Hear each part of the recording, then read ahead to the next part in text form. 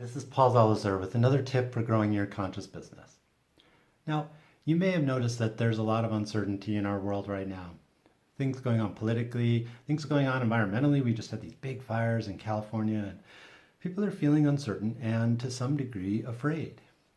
In that environment, the feeling and the expression of generosity is an incredible opportunity for people to really get a sense of who you are and how you're different.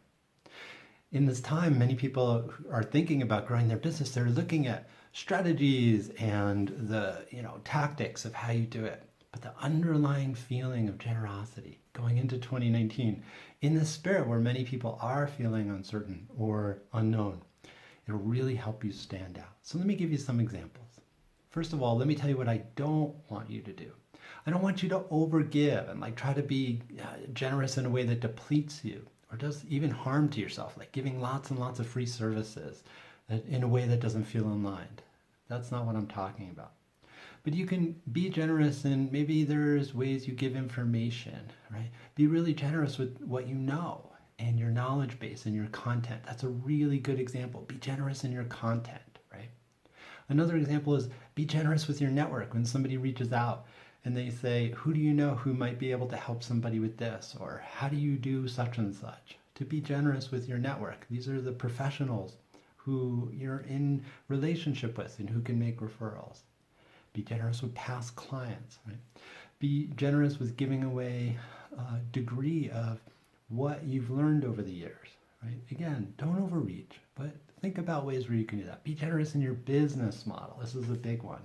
In a time when so many people are kind of stuck in the mode, in the mindset of charge what you're worth, charge what you're worth, charge what you're worth, right? To be generous and build generosity into the way you price your service and the way you structure things. People will be really, they notice, right? I can think of several clients where I've made some generous offers to. And an offering I have in my business, it's called the Easeful Marketing Plan. And people are telling their friends because I've built in generosity, and that telling their friends is helping my business to grow. And I love doing them. So it's not depleting me. It's an opportunity to meet new people. They get a sample of my work. I get to connect. I do get paid. It's not free, but it's at less than my normal rate. It feels good to me. There's generosity there, right? So think about generosity to summarize in your content.